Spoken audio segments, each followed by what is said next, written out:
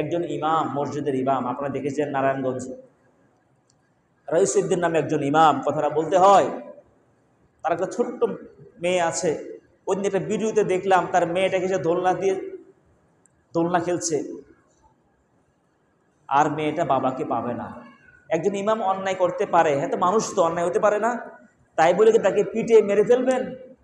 কত বড় জালিম হলে যে মুসল্লিগুলো ওই ইমামের পিছনে নামাজ পড়লো, ইমামটা মানলাম সে অন্যায় করছে, মানলাম, কি আদালত নাই?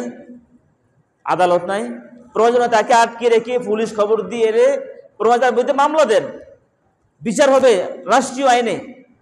কিন্তু তাকে তো এভাবে পিটিয়ে মারতে পারেন না। একটা যুবক ছেলে ইমামতি করে, বয়স আমার চেয়ে কম হবে, তার মেয়েটাকে সে দোলনা খেলতেছে, ভিডিওটা দেখে আমার কান্না চলে আসছে। আর তো মেয়েটা বাবাকে পাবে না, তার স্ত্রীও কম বয়সী, সে নিজেও তো বয়স কম, সে নাকি অন্যায় কাজ করছে। আচ্ছা মানলাম অন্যায় কাজ করছে, অন্যায় কাজ করলে তো এভাবে জনগণ পিটিয়ে মারার অধিকার নেই। অন্যায় কাজ করলে আদালত আছে, বিচার হবে।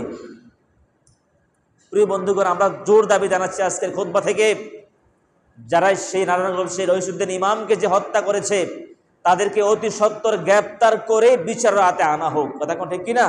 সে দাবি আমরা জানাচ্ছি আমি একজন ইমাম হিসাবে। যারা তাকে অন্যায়ভাবে পিটিয়ে হত্যা করেছে তাদেরকে ফাঁসির কাষ্ঠে ঝুলানো হোক, সেই দাবি জানাচ্ছি। কেন তারা আইন হাতে নিল? আর সে অন্যায় করছে কিনা তদন্ত তো হয় নাই, কোন একটা অভিযোগের ভিত্তিতে তার উপরে জুলুম শুরু হলো। হ্যাঁ, যদি সে অন্যায় করে থাকে আদালত বিচার করবে, জনগণ তো আইন হাতানোর অধিকার নেই।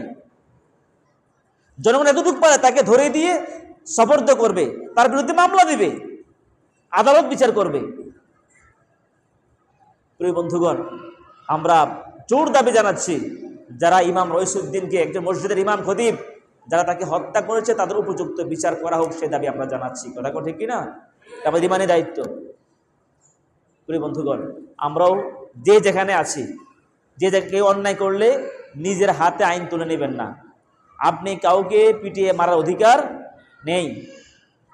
একটা দেশ আছে, সমাজ আছে, রাষ্ট্র আছে, আদালত আছে, বিচার আদালত করবে।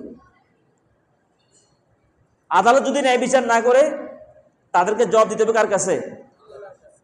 আল্লাহর কাছে জবাব দেওয়া লাগবে, যদি আদালত ঘুষ খাইয়া ন্যায় বিচার না করে। আল্লাহ তাআলা আমাদের দেশের ন্যায় বিচার প্রতিষ্ঠা করে দিকে আমিন বলি।